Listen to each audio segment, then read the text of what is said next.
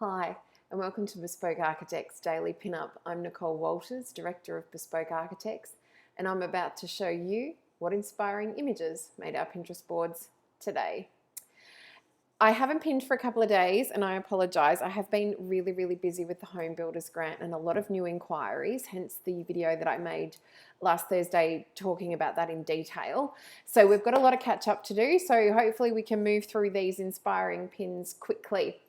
The first one up here is a roof garden that caught my eye, both for the structure of the building beneath. It is actually a commercial building, and then the actual way that the terraced roof is gardened itself, and the way that the landscaping, it's obviously a sloping site, so we're meandering down, but the green is still in front of us. I thought that was really lovely.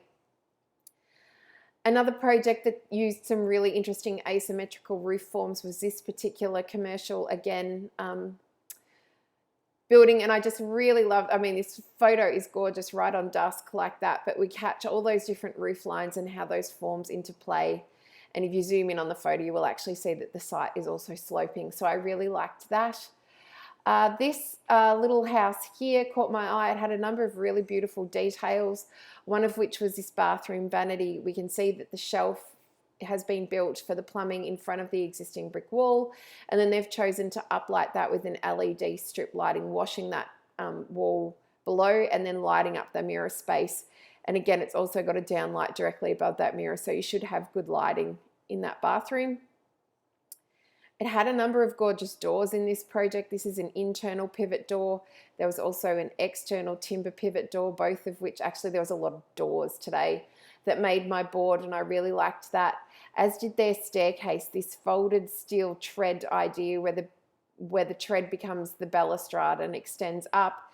And then we see it here on the mezzanine level above, and we can see that it doesn't even have a handrail. It's just a really stunning, it's fixed to the floor support structure beneath. So that was just a really gorgeous detailing. A couple of other projects that caught my eye. This one, it was the joinery, and in particular this sort of plywood solution where we router out handles. And this is the first time I've seen the router done on the horizontal and not the vertical element in the joinery. They did that in the bathroom, and they also did it in their kitchen as well, which is a dark grey sort of solution to that, with some really nice translucent glass doors as well. So that's why that made the board. This small project, it was about that light fitting here. It's sort of an installation into a brutalist kind of apartment building. And I just really liked how they'd sort of made this level for a plant, creating a dining space by doing that dropped ceiling, and then the way that the light comes through that. I thought that was just beautiful. Interesting bath here. It's semi-submerged, so it's not at floor level, but it's not above floor level. It's sort of like one really large tread up, which I found interesting. I liked the materials on that same project externally, just that huge cantilever, white plane of the roof. We can see the concrete stairs leading down, and then the soft timber in between those two harsher elements. I really liked that. Another project that had great pivot hung doors was this little workshop here. I thought I grabbed another door from that, but maybe not. Oh yes, I did.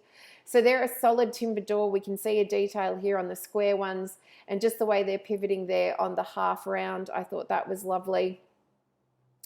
Another pivot front door that I really liked, and the contrast of the darker sort of spotted gum against the concrete was lovely.